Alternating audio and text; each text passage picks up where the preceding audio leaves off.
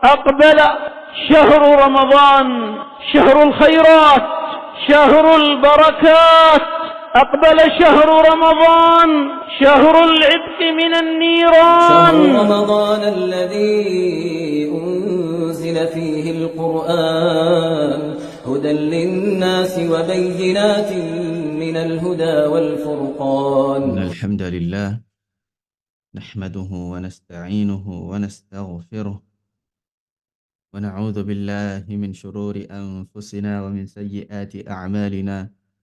من يهده الله فلا مضل له ومن يضلل فلا هادي له.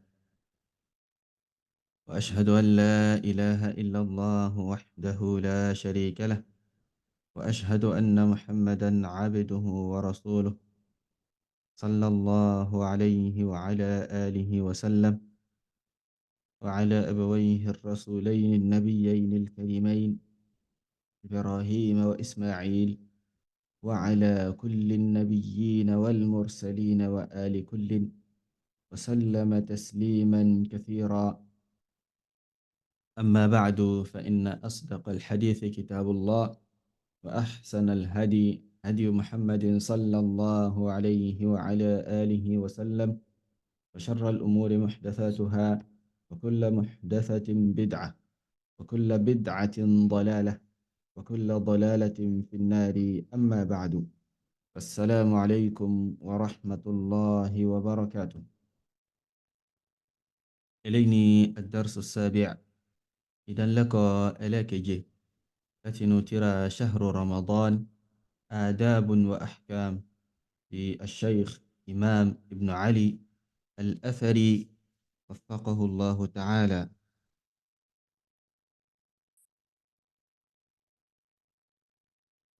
ní ìdánilẹ́kọ̀ọ́ eléyìí tí ó rí kọjá, a sọ̀rọ̀ nípa al-adabu al-muta'alliqatu bil-iftar.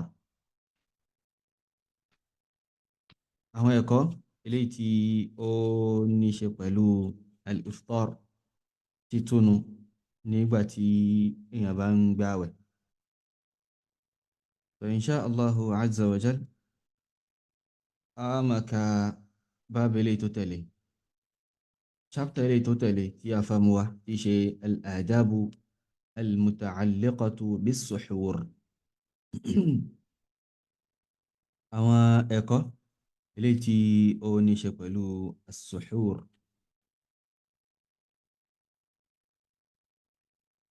afáàní wa yata'allaqu bis-suhuri iddatu masail. kọ́kọ́ kí a tó lọ sí orí ilé ẹ̀hún ni pé àbúkátà láti mà ìyàtọ̀ tó wà láàrin as-suhur àti as-sahur. ní ìyàtọ̀ tó wà láàrin as-suhur àti as-sahur. afáàní al-adabu al-muta'alliqatu bis-suhur, àwọn ẹ̀kọ́ tí ó ní ṣe pẹ̀lú as-suhur. Ntí ó ṣe é ṣe ká ti máa gbọ́ lọ́pọ̀lọpọ̀ náà ni tá máa gbọ́ suhur, tá máa gbọ́ sahur, eléyìí tí àwọn ń pè ní sáàrì. so as-suhur pẹ̀lú ad-damm, pẹ̀lú dhamma lórí sin, òun ni jíjẹ sáàrì. òun ni jíjẹ sáàrì. as-suhur òun ni jíjẹ sáàrì. so jíjẹ nǹkan, jíjẹ mímu mi àti bẹ́ẹ̀ bẹ́ẹ̀ lọ, eléyìí ni as-suhur. ṣùgbọ́n as-sahur òun ni ìntà ń jẹ gangan ní sáàrì,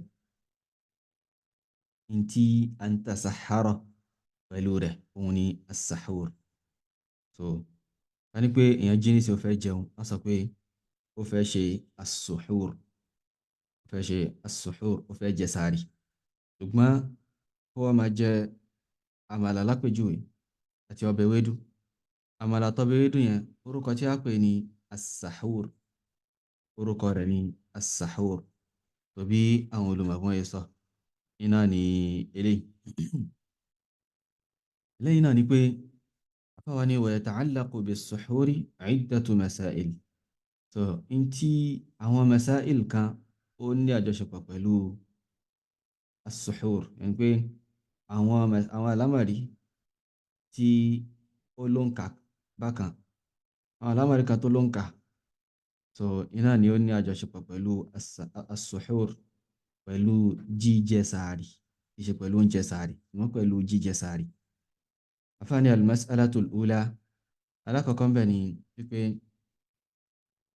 as-suhuru mustahabbun. As-suhuru ní mustahabbu iná ni, jíjẹ sàárì mustahabbu ni, so kì í ṣe wájib. Mustahabbu iná ni in tí wọ́n fẹ́ ká ṣe, iná ni in tí wọ́n fẹ́ ká ṣe, iná ni in tó dá láti ṣe, iná ṣùgbọ́n kì í ṣe ọ̀ranyàn. Bidilalati sunnati wal ijma', hadithu anabi sallallahu alayhi wa sallam ń tọ́ka sí nǹkan yìí, bákan náà àpẹnupọ̀ àwọn al'umma òun náà ń tọ́ka sí. Afáàní amma adillatu sunna, àwọn ẹ̀rí láti inú sunna tó ń tọ́ka sí pé mustahabbu òun ni jíjẹ sàárì, òun ni as-suhur.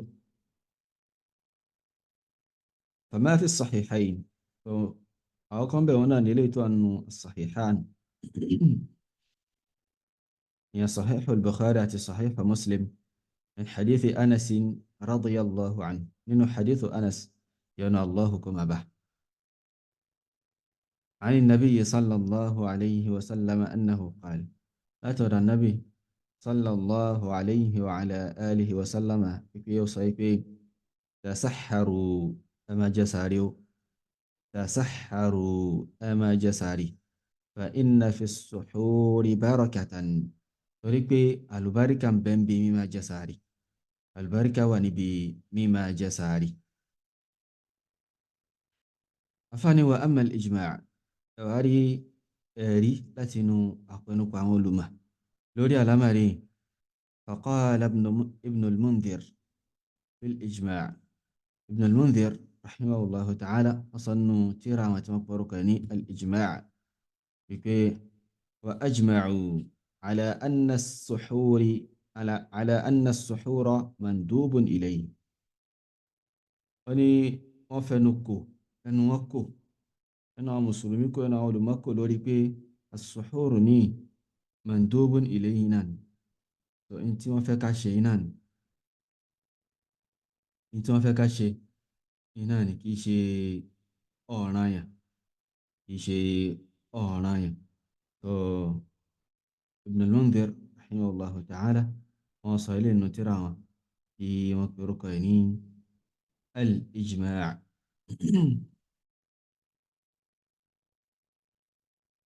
وقال القاضي عياض، القاضي عياض رحمه الله تعالى هنا صار في إكمال المعلم، إنه ترى توقعني إكمال المعلم بفوائد مسلم، إكمال المعلم بفوائد مسلم، إليه ما في شرح صحيح مسلم إنان. القاضي عياض رحمه الله أجمع الفقهاء على أن السحور مندوب إليه. أما فقهاء أهل ماسي أنوكو لوري بي sàárì ní mandubun ilayhi, in tí wọ́n fẹ́ ká ṣe iná ni, kìí ṣe laysa biwajibin, laysa biwajibin, kìí ṣe ọ̀ranyàn, kìí ṣe ọ̀ranyàn ní ká jẹ sàárì, ṣùgbọ́n in tí wọ́n fẹ́ ká ṣe iná ni. So a sì padà mú wá náà, a padà wá pàdé in tí wọ́n fi jẹ́ pé nǹkan yìí wọ́n fẹ́ ká ṣe iná ni, wọ́n fẹ́ ká ṣe, ó sì dáa gan téèyàn bá ṣe, gan téèyàn bá ṣe. Afáwání fa in qil, ẹnìkan bá sọ gẹ́gẹ́ bí gbogbo ẹni tó bá jẹ́ ẹlẹ́kọ̀ọ́ ọ̀bọ̀n náà ṣe òkè ànábì sallallahu alayhi wa sallam ó ń pa wá láṣẹ bí wal amru lil wujub, ó ń pa wá láṣẹ tasahharu ẹ máa jẹ sàárì. So tó bá jẹ́ oúnjẹ tó jẹ́ lẹ́kọ̀ọ́ tó kọ́ usul yóò máa kí al aslu fil amr al wujub. So tí tá fi rí in tí ó ṣe sọ́rfù rẹ̀ kúrò níbi jíjẹ́ ọ̀ranyàn yẹn. tó bá pa á láṣẹ nínú al-Qur'an, tó bá pa á láṣẹ nínú sunnah, ìpìlẹ̀ ni pé ọ̀ranyàn dandan iná ni àṣẹ yẹn iná ni yóò túmọ̀ sí tí káfírin tí yóò sọ fún wa pé àrárá kì í ṣe ọ̀ranyàn dandan, ọ̀tọ̀ ni nǹkan tí eléyìí ló ń túmọ̀ sí, tó bóyá mandub ti bẹ́ẹ̀ bẹ́ẹ̀ lọ. wọ́n ní fa in qil àfáàní tí wọ́n bá sọ pé inna qawlahu sallallahu alayhi wa sallam tasahharu amrun, tabarin yà tó sọ pé ọ̀rọ̀ anábì sallallahu alayhi wa sallam tó sọ pé tasahharu ẹ máa jẹ sààrì pé amúrù iná ni àṣẹ ni, àṣẹ lànàbì sallallahu alayhi wa sallam pa. wal amru yufidul wujub, àṣẹ sì ní yìí in tí ó máa ń túmọ̀ sí òun náà ni pé nǹkan yẹn jẹ́ ọ̀ranyàn, in tí wọ́n pa á láṣẹ pẹ̀lú rẹ̀ yẹn ọ̀ranyàn náà. fa yuqalu in tá máa fi dáhùn ni pé hadha al-amru amru nadbin wa istihbabin bil ijma'.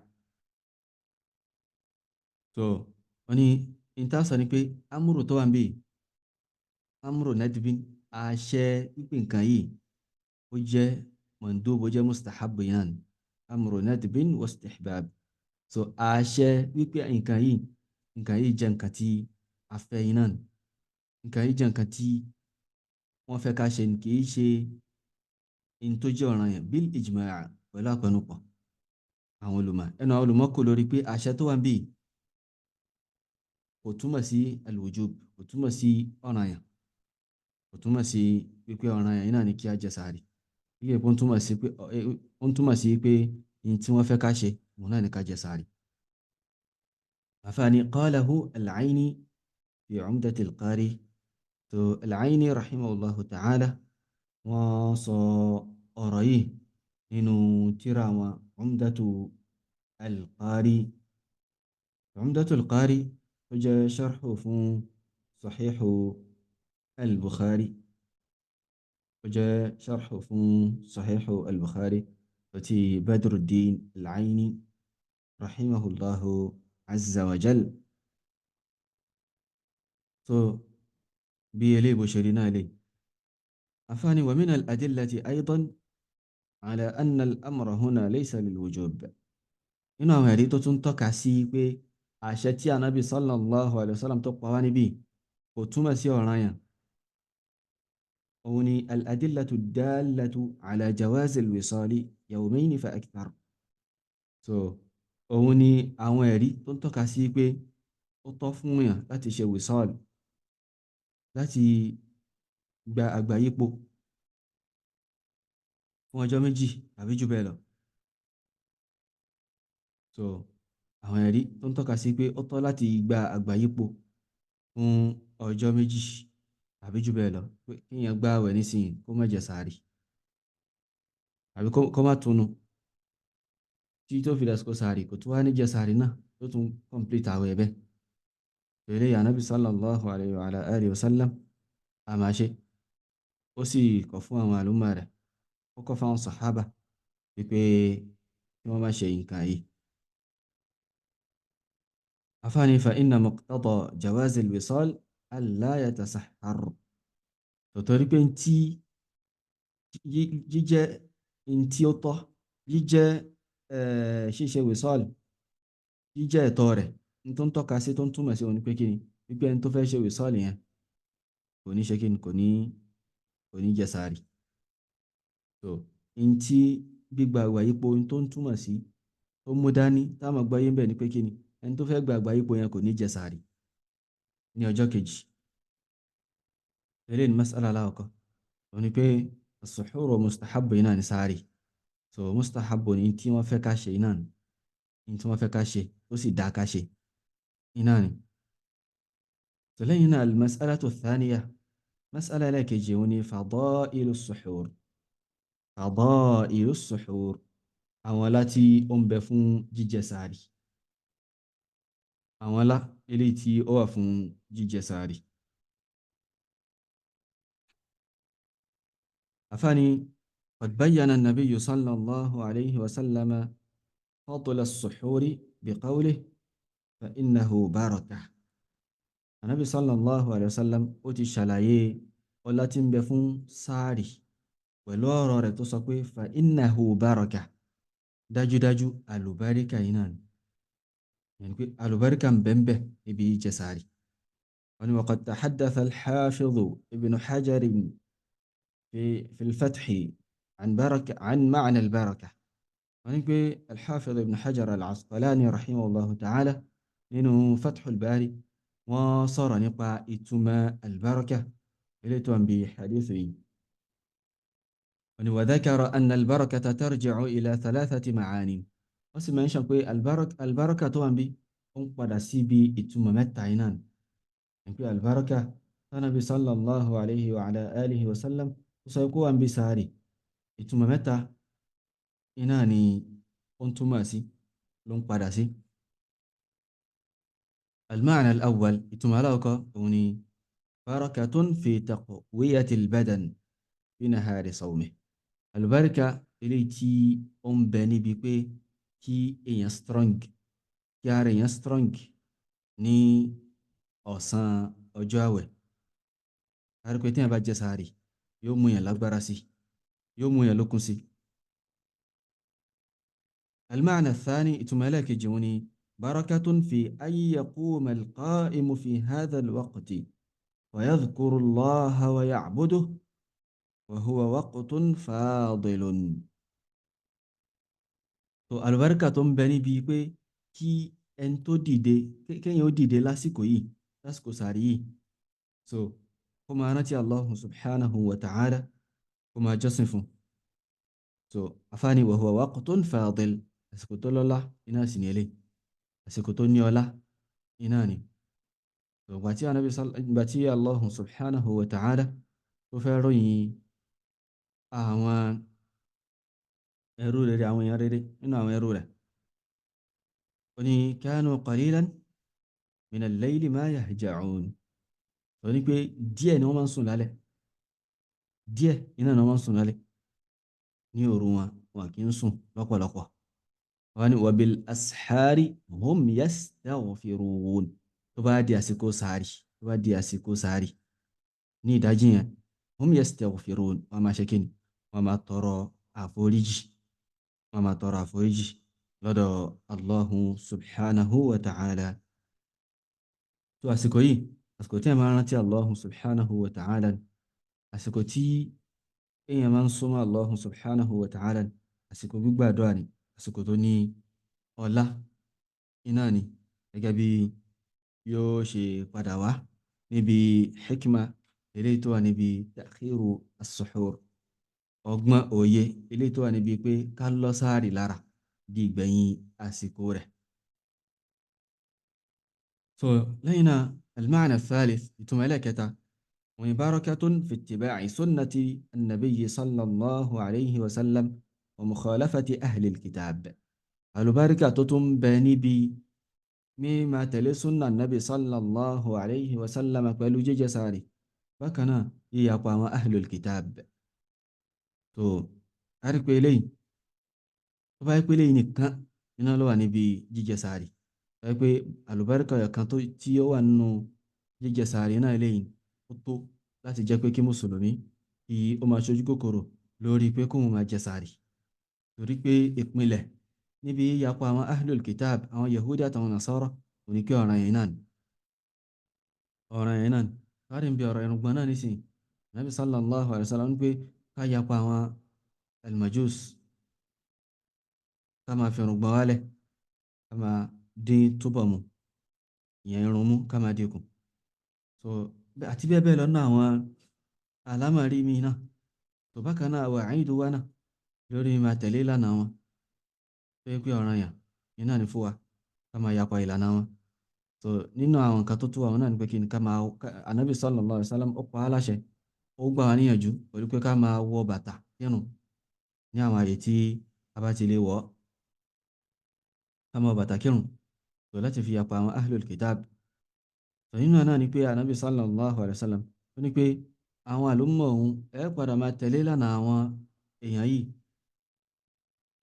máa tẹ̀lé ìlànà àwọn tí wọ́n tẹ̀lé yín, àbí ìlànà àwọn tẹ̀lé ìlànà àwọn tí wọ́n ṣíwájú yín. so ní títẹ̀lé dé pé ẹ̀ nífẹ̀ẹ́ yapa wọn rárá, bá ṣe ń gbẹ́sẹ̀ lẹ́yìn náà máa gbẹ́sẹ̀, bó bá ṣe ń orí pa wọn lẹ́ẹ̀ma tẹ̀lé.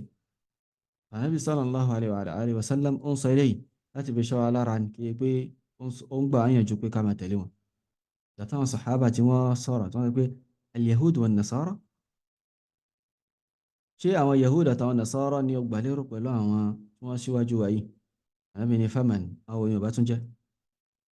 So ọ̀ràn yẹn náà ni al-aslu fi mukhalafati al-yahudi wa nasara al-wujub.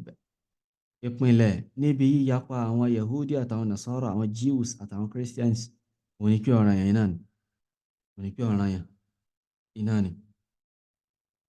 So bárọ́kà mi náà ilé tàbá jẹ sàárì, tá jí fún sàárì, àkọ́kọ́ a ṣe dédé súnà nabi sallallahu alaihi wasallam. Èkejì, a tún yapa àwọn ahlul kitab, a yapa wọn. afáàní faqad akhraja muslimun min hadithi amr ibn al-aasi radiyallahu anhu. al-imam muslim nínú sahih wọn gbé jáde nínú hadithu amr ibn al-aas radiyallahu anhu عن النبي صلى الله عليه وسلم أنه قال: أترى النبي صلى الله عليه وسلم لا رجع النبي صيب فصل ما بين صيامنا وصيام أهل الكتاب أكلة السحر. فصل ما بين صيامنا وصيام أهل الكتاب أكلة السحر. ìyàtọ̀ òpin ìyàtọ̀ wà láàrin ààwẹ̀ tiwa àtàwẹ̀ àwọn yahudi àtàwọn nasara òun ni akilatu sahari, mímá jẹ sàárì, mímá jẹ sàárì. So a rí pé tábà bá ń jẹ sàárì nìkan náà ló mú wa dá yàtọ̀ sí wọn níbi ààwẹ̀. A rí pé àwọn náà máa ń gbààwẹ̀, wọ́n sọ pé ààwẹ̀ funfun. Àwọn christians wọ́n sọ pé àwọn ń gbààwẹ̀ funfun, ààwẹ̀ má jata, ààwẹ̀ má jẹpo, ààwẹ̀ tí ò ní sàárì nínú, ààwẹ̀ tí ò ní sàárì nínú, wọn kàn wà lẹ́ni tó ń gbààwẹ̀ náà nítorí wọn ti dàníyàn kí àwẹ̀ ní mo fẹ́ gbààwẹ̀. Bóyá pásítọ̀ ó ti yan àwẹ̀ fún wọn pé ó gbààwẹ̀ lọ́jọ́ méje, ò ní jẹ nǹkan báyìí, ò ní jẹ nǹkan báyìí. So àwọn náà ń gbààwẹ̀. Ìyàtọ̀ tó wà láàrin àwẹ̀ wa àtàwẹ̀ àwẹ̀ tí wọn òun ni jíjẹ sàárì. So tó ń túmọ̀ sí pé mùsùlùmí ó ń bùkátà láti máa jẹ sàárì láti fi yapa àwọn yahudi àtàwọn nasara.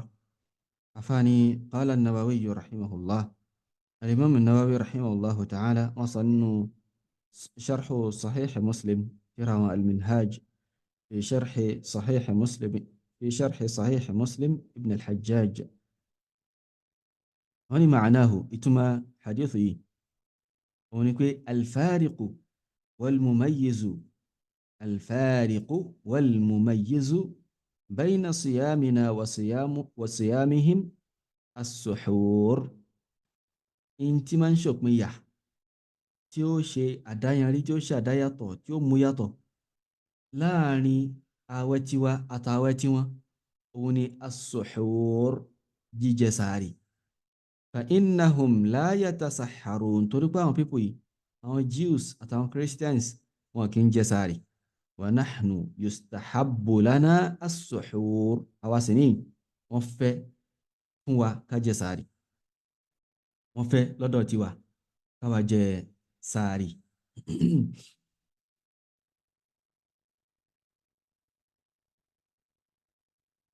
So lẹ́yìn náà òun ni al-mas'alatu ath-thalitha, àhámọ̀rẹ́ ẹlẹ́kẹta tí a ń bùkátà láti mọ̀ lọ́ndà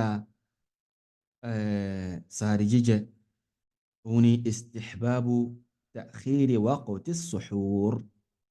ṣíṣe ní tí ó tọ́, ṣíṣe ní tí wọ́n fẹ́ fún wa, lílọ àsìkò sàárì lílọ lára, lílọ àsìkò sàárì jíjẹ lílọ lára. wọ́n fẹ́ ká lọ lára, wọ́n fẹ́ ká yára jẹ sàárì, kí a wá sáré jín ní aago 4 àbágo 5 táwa jẹun táwa lọ sùn padà pé tí wọ́n bá ti pèrún ẹ jí mi. Rárá, eléyìí kì í ṣe nǹkan tó tọ́, kì í ṣe nǹkan tó dáa rárá tọ́ nínú ẹ̀sìn wa. wọ́n fẹ́ ká lọ sàárì lára, ká lọ lára pé bóyá àsìkò oorun tí alfajari ó yọ ó kún bíi 7 minutes. àsìkò yìí wọ́n fẹ́ ká jẹ sàárì, àsìkò yìí wọ́n fẹ́ ká jẹ sàárì. afáàní wa qad dalla ala istihbabi ta'khirihi ma fi as-sahihayn. ó ń tọ́ka sí jíjẹ́ tí wọ́n fẹ́ ká ṣe, ó ń tọ́ka sí jíjẹ́ tí fífẹ́ ká lọ sáàrì lára. Ma fi sahihayn in tó wà nínú sahihayn, so in tó tọ́ka sí náà eléyìí hadith eléyìí tó wà nínú sahihu al-Bukhari àti sahihu Muslim min hadithi Anas radiyallahu anhu, nínú hadithu Anas yana Allahu kuma ba, an Zayd ibn Thabit, Anas ibn Malik radiyallahu anhu òun náà tún gbà látọ̀dọ̀ Zayd ọmọ Thabit radiyallahu anhu أنه قال زيد بن ثابت وصبين تسحرنا مع رسول الله صلى الله عليه وسلم ولا وجساري ولا نبي صلى الله عليه وسلم ثم قمنا إلى الصلاة لين وديدي ألو كيرو قلت أني أنوان سيكي أنس بن مالك أنوان سيكي كم كان قدر ما بينهما، kí ni òdiwọ̀n in tó wà láàrin sàárì àti ìrun tẹ́kì lẹ́yìn ìgbà tẹ́jẹ sàárì tán tẹ́lọ kírun tẹ́lọ kí àsùbá, kí ni òdiwọ̀n tó wà láàrin rẹ̀, kí ni bí òdiwọ̀n táìmù wo iná lọ láàrin méjèèjì, láàrin sàárì tẹ́jẹ àti ìrun kíkí tí í ṣe ìrun àsùbá. qal Zayd ibn Thabit ó ní pé khamsina aya, òdiwọ̀n 50 ayas 50 verses nínú al-Qur'an. So òdiwọ̀n téèyàn fi ka 50 verses nínú al-Qur'an. wọ́n ní wa fi lafdhin lil Bukhari, nínú gbólóhùn mi tí al-Imam al-Bukhari táwọn gbà jáde, min tariqi Qatada, lójú ọ̀nà Qatada, an Anas ibn Malik radiyallahu anhu, láti ọ̀dọ̀ Anas ibn Malik yana Allahu kuma ba, أن نبي الله صلى الله عليه وسلم وزيد بن ثابت تسحرا، أن نبي الله صلى الله عليه وسلم وزيد بن ثابت تسحرا، وكوي النبي الله با أتي زيد وما ثابت وجساري فلما فرغ من سحورهما بطوا قريسارهما قام نبي الله صلى الله عليه وسلم إلى الصلاة فصلى. النبي الله با أديدي أولا جساري أولا كيون أولا سيبي صلاة أولا كيون. فلما قلنا لأنس، الله وصفوا أنس وتادا ونكبي أوان صفوا أنس بي كم كان بين فراغهما من سحورهما ودخولهما في الصلاة، kí ni tó wà láàrin píparí sàárì wọn àti wíwọ̀ ọ̀run wọn, píparí sàárì jíjẹ wọn àti wíwọ̀ inú sọ̀láàtì wọn, kí ni tó wà láàrin méjèèjì, òdiwọ̀n kí ló wà láàrin méjèèjì.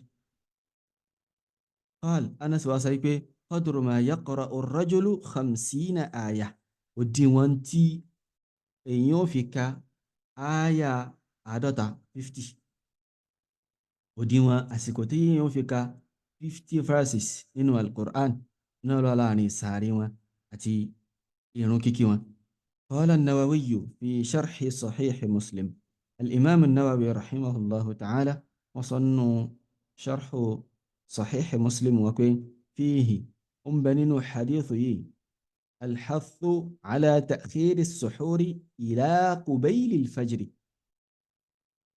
ṣíṣe lójú kòkòrò lórí lílọ sàárì lára títí di qubayl al-fajr. Qubayl ní tasghiru iná ló jẹ́ fún qabl, qubayl ẹni pé in tó súnmọ́ al-fajr gan, tó súnmọ́ al-fajr ìdí gan, kìí qabla lásán, kìí pé báyá síwájú rẹ̀ lè jẹ́ 1 hour before, ó lè jẹ́ 30 minutes before, pẹ̀lú qubayl ẹni pé ó súnmọ́ al-fajr gan, ó súnmọ́ ìrun àsùbá gan. So bí elébòṣèré náà ni inṣáàlláhu azza wa jal á dúró báyìí. wallahu ta'ala a'la wa a'lam. subhanaka allahumma wa bihamdik ashhadu an la ilaha illa ant astaghfiruka wa atubu ilayk. wassalamu alaykum wa rahmatullahi wa barakatuh.